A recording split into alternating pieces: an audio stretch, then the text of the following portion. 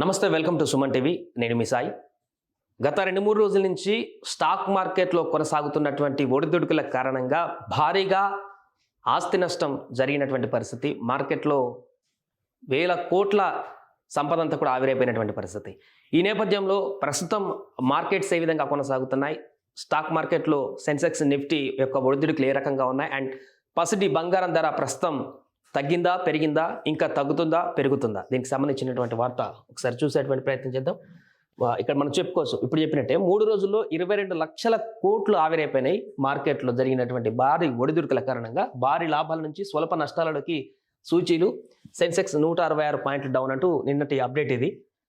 Nifty కూడా 24,000 దిగువ స్థాయికి నిఫ్టీ చేరింది అనేటువంటి ఒక విషయం ఇక్కడ మనకు స్పష్టమవుతుంది. గత 3 రోజుల నుంచి నెలకొన్నటువంటి పరిణామాల నేపథ్యంలో భారీగా మార్కెట్లలో సంపద అంతా కూడా ఆవిరైపోయింది. 22 లక్షల కోట్లు వివిధ కంపెనీలకు సంబంధించి.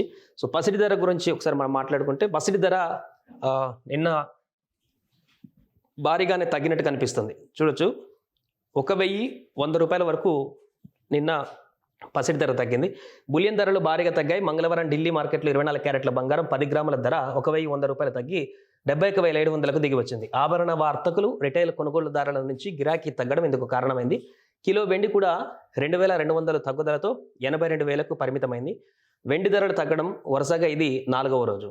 ఈ 4 రోజులలో కిలో వెండి 4,200 తగ్గిందని ఆల్ ఇండియా సరాఫా అసోసియేషన్ వెల్లడించింది. హైదరాబాద్ మార్కెట్లో తులం మేలిమి 24 క్యారెట్ల బంగారం ధర 670 రూపాయలు తగ్గింది.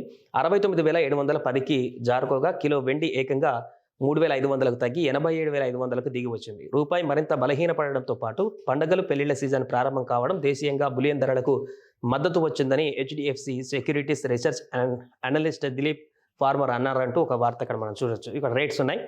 24 క్యారెట్ల హైదరాబాద్లో 69,710 రూపాయలు ఉంది. 22 క్యారెట్లది వెండి అయితే 87,500 రూపాయలు ఉంది. 22 క్యారెట్లు 63,900 తులం బంగారం ఉంది అక్కడ. ముంబైలో అయితే 69,182, 22 క్యారెట్ 63,371, వెండి 79,158. ఆ ధరలు మనం చూడొచ్చు. పూర్తిగా కొంత తగ్గినప్పటికీ కూడా ఎంత 670 రూపాయలు తగ్గింది నిన్న హైదరాబాద్లో.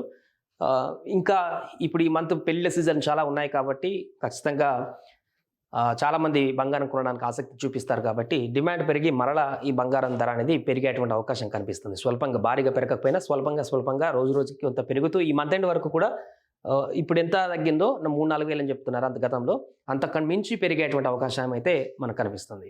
సుమన్ టీవీలో మీ పర్సనల్ అండ్ బిజినెస్ ప్రమోషన్స్ కోసం కింది నెంబర్కి కాంటాక్ట్ చేయండి.